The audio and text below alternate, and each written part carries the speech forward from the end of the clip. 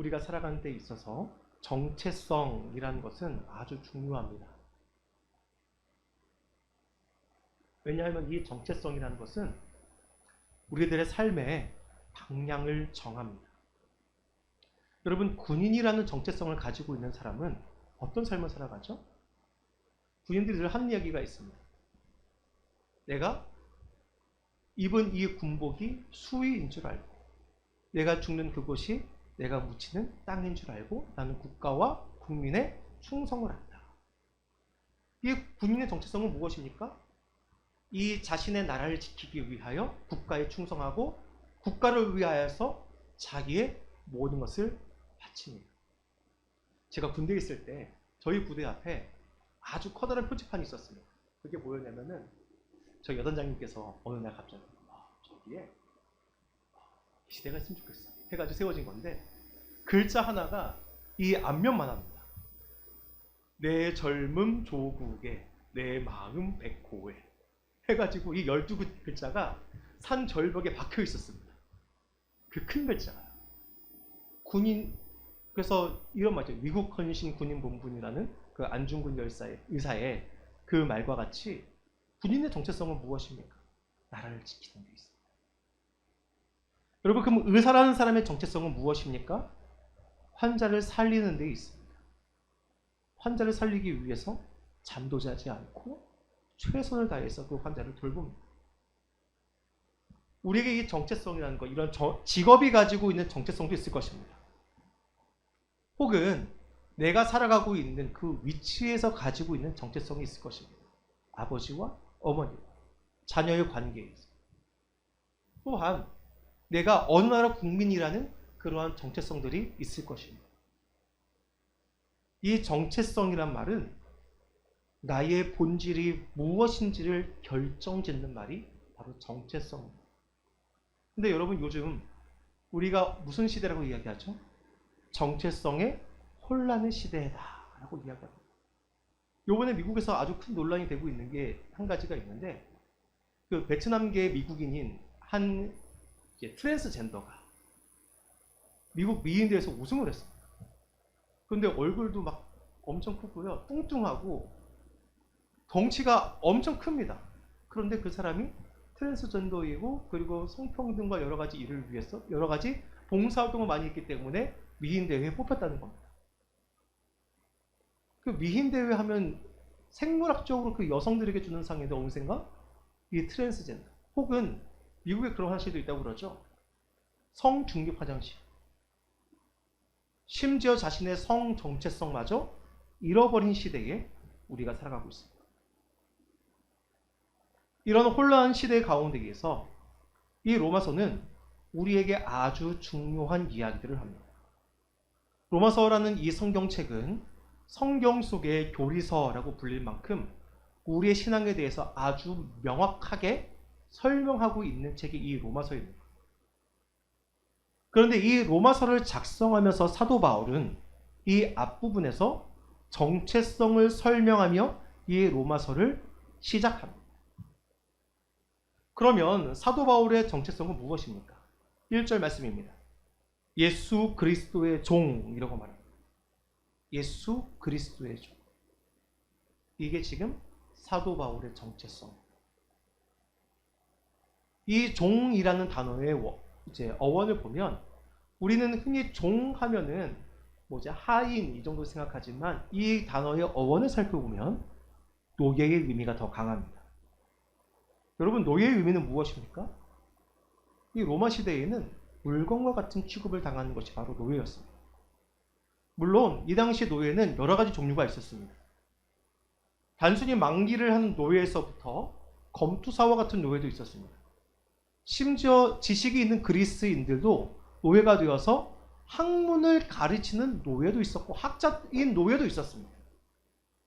그런데 하는 일은 다 달라도 이 노예의 공통점은 무엇이냐? 주인에게 속했고 주인이 팔면 팔고 죽이면 죽이고 생사와 소유권과 모든 자유가 주인에게 달려있는 존재가 바로 노예들이었습니다. 그런데 이 사도 바울은 원래 어떤 사람입니까? 로마서 11장 1절에서 말하는 바와 같이 나는 베냐민 중에 베냐민이. 이 말은 무엇이냐면 순수 유대 혈통이에요. 그러니까 이 언약의 백성으로는 순수 혈통을 타고났고, 또한 그가 학자로서는 가말리엘의 후예로서, 그가 수제자로서 이 학문성을 입증받은 사람에다가 더군다나 로마에서도 훌륭한 교육을 받았고, 특히 그의 신분은 로마 시민권을 가지고 있는 사람이었습니다. 그 당시에 모든 엘리트 계층이 가지고 있을 수 있는 모든 신분을 다 가진 사람이 이 사도 바울입니다. 근데 이 사도 바울은 어떻게 이야기합니까? 나는 노예다. 나는 노예. 그 누구보다도 자유자의 신분이고, 그 누구보다도 지식도 충만하면 누구에게 절대 꿀릴 것 하나 없는 이 사람이 이야기하기를 나는 노예다 라고 이야기합니다. 누구의 노예입니까? 바로 예수 그리스도의 노예다 라고 이야기합니다. 그러면 사도 바울이 이야기하는 이 예수 그리스도는 누구입니까? 자신의 주인이라고 이야기하는 예수 그리스도는 누구입니까? 바로 복음의 주인이십니다.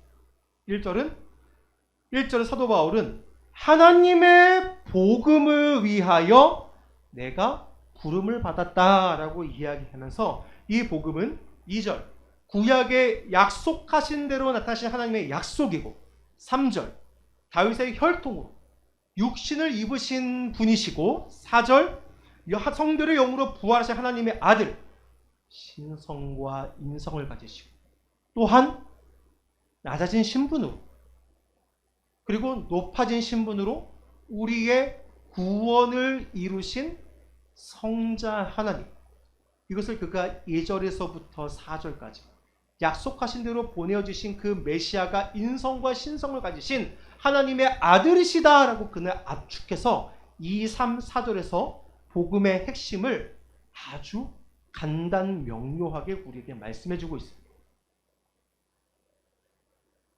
그러면 이 복음의 목적은 무엇입니까?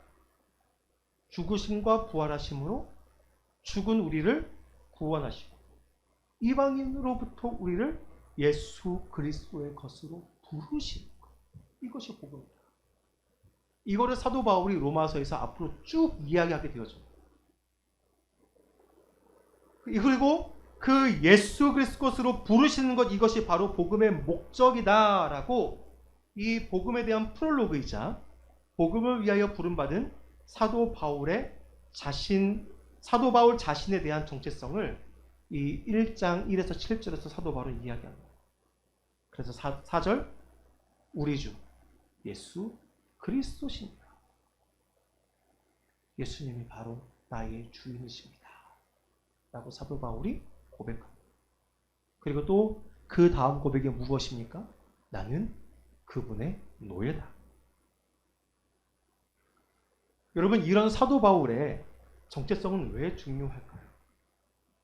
사도 바울이 지금 자신의 정체성을 이렇게 밝히는 것이 왜 중요할까요? 복음을 전하는 자신이 절대 위대한 사람이 아니라는 거예요. 지금 자신이 전하는 메시지는 내가 하는 말이 아니라 오직 그리스도의 말씀을 대신 전하는 것뿐이다. 복음을 전하는 자가 위대한 자입니까? 대단한 사람입니까? 제가 자주 예를 들죠. 우리나라의 사극을 보면 선전관이라는 사람이 있습니다. 이 사람 따지면요 7급에서 8급 공무원이에요. 지금으로 따지자면 높아야 6급입니다. 그런데 이 7, 8급 공무원이 1급 공무원한테 가서 어명이호합니다. 그러면 1급 공무원이 영의정이 어떻게 합니까? 그 선정관 앞에 무릎을 꿇습니다. 선정관이 높은 사람이기 때문에 그렇습니까? 아닙니다. 이 선정관이 전하는 그 왕의 말 때문입니다. 선정관이 위대한 것이 아니라 하나님의 말씀을 위대하시기에 그 앞에 무릎을 꿇는 것이죠. 사도 바울은 이야기합니다. 내가 이 위대한 복음을 전하는데 이 위대한 복음을 전하기 때문에 내가 위대한 것이 아니다. 그리고 내가 지금까지 무언가 잘했고 내가 학문을 쌓았고 나의 신분이 높기 때문에 나에게 이 복음을 전하는 신분이 나에게 주어진 것이 아니다. 5절 우리가 은혜와 사도의 직분을 받아라고 이야기합니다. 은혜와 사도의 직분을 받아. 내가 어떠한 노력의 결과로 이 사도의 직분을 받았다는 게 아니에요. 내가 이것을 가지고 싶어라는 그 자의를 가지고 이 복음을 전하는 이 하나님의 사명을, 소명을 그가 소유했다는 것이 아닙니다. 은혜와 함께 나에게 이 복음 전하는 사명이 주어졌다. 여러분, 이 표현이 중요해요. 은혜와 함께 나에게 이 직분이 주어졌다. 사도 바울은 자신을 노예라고 이야기합니다. 근데 여러분, 생각해 보십시오. 여러분, 노예가 되고 싶으십니까? 제가 감명 깊게 봤던 그 뮤지컬 중에 이제 레미제라블이라는 그 뮤지컬이 있습니다. 거기 보면은 그 혁명의 노래 중에 있겠습니다. 다시는 노예와 같이 살지 않으리라. 여러분, 누가 노예가 되고 싶어? 그 노예와 같은 데서 해방되고 싶어 하죠. 그런데 사도 바울은 내가 그리스도의 노예가 된 것이 은혜고, 이 은혜로 사도가 된 것이 바로 내가 이 은혜의 노예가 된 것이고, 이것은 나에게 크나큰 은혜다라고 이야기합니다. 그가 하는 일은 노예와 같지 않지만 나는 노예다라고 이야기합니다. 여러분, 이러한 정체성은 우리에게 매우 중요합니다. 앞에서 이야기한 것 같이 정체성은 우리가 무엇을 해야 하는지를 보여주기 때문에 우리에게 정체성은 너무나 중요합니다. 그래서 우리가 하는 일들은 결국 자신의 정체성과 관련이 있습니다. 여러분, 부모가 부모의 그 정체성을 가지고 자녀를 양육합니다. 먹입니다. 돌봅니다. 그리고 자기에게 자신이 가지고 있는 그 직업의 정체성을 가지고 우리가 사회의 구성원으로 살아갑니다. 이 정체성을 망각한 결과는 무엇입니까? 혼란들입니다. 여러분, 예전에도 왕이 가지고 있는 정체성은 무엇이었죠? 옛날에요? 동서고금을 막론하고 왕은 하늘의 위임을 받아서 이 백성들을 다스린 자예요. 이게 왕의 정체성이에요. 근데 그 정체성을 이루지 못하는 왕이 생긴다면 어떻게 되어집니까?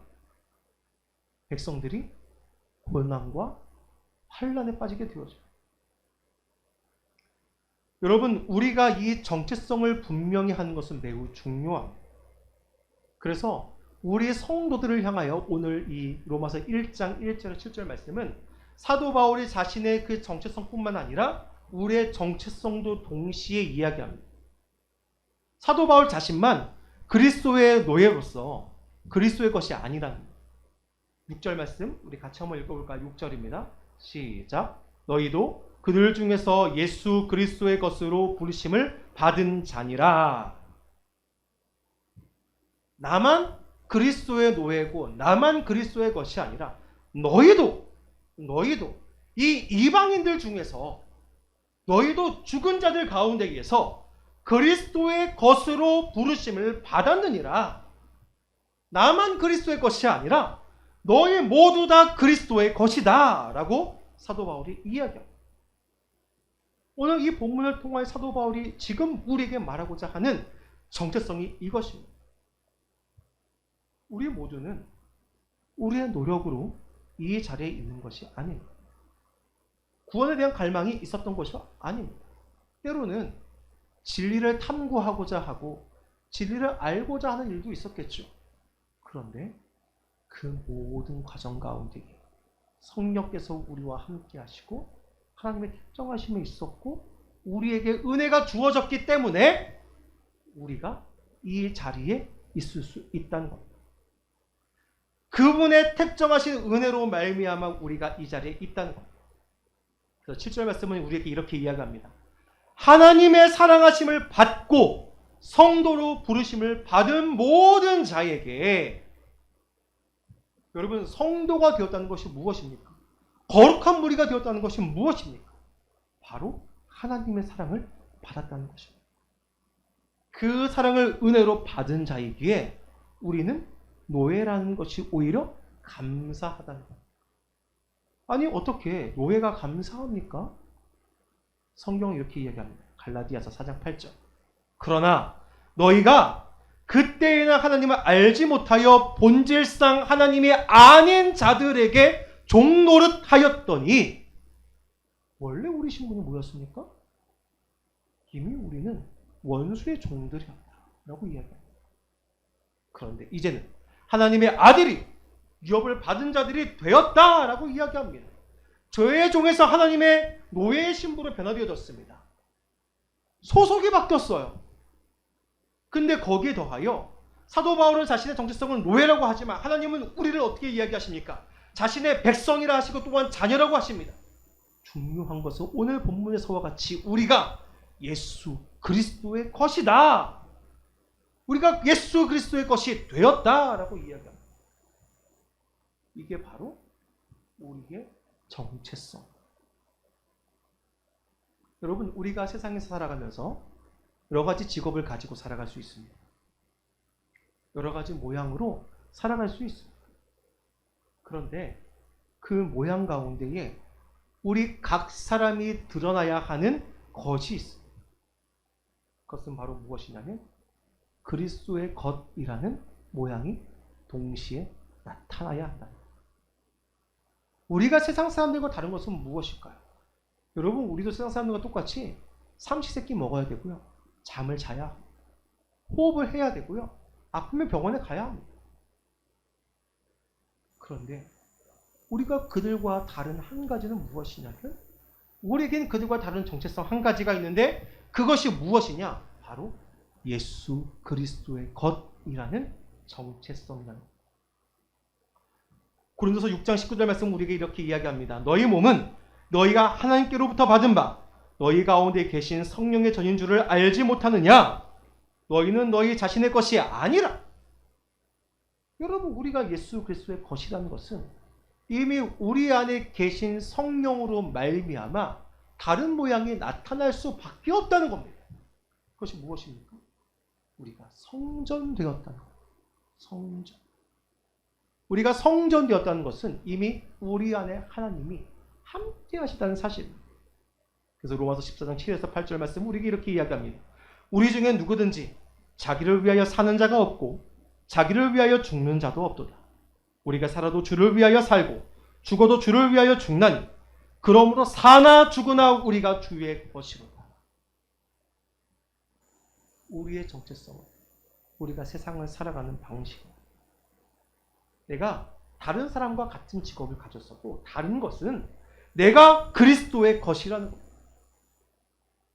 그래서 우리는 그 삶의 현장에서 다른 사람들과 똑같은 직업을 가지고 살아가지만 거기서 나타나는 것은 무엇이냐면 사나 죽으나 우리가 주의 것으로서 살아도 주를 위하여 살고 죽어도 주를 위하여 사는 그 모습이 우리의 삶의 현장에서 나타난다는 것입니다.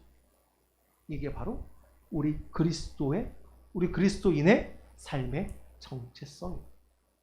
그래서 내가 살아가는 모든 삶의 현장이 하나님이 드러나시는 장소가 되어집니다. 내가 하나님의 성소가 되어져요. 그리고 그 성소가 세상 가운데 거하기 때문에 우리를 통하여 하나님이 그 빛을 드러내시는 거예요. 내가 하나님의 것이 되었기 때문입니다. 여러분, 사도 바울은 이 복음 이전에 세상이 말하는 그러한 자유인으로 살았어요. 자신이 원하는 곳으로 가고 그리고 그 누구보다 이 자유인의 삶을 마음껏 누리며 살았습니다. 그런데 사도 바울은 그가 진정으로 자유하게 된 것은 바로 그리스도인이 되어 산 것이라고 그는 고백합니다. 사도 바울이 사도행전 26장에서 이렇게 고백합니다. 그가 착고에 매여서 재판장 앞에 서서 그가 이렇게 고백합니다.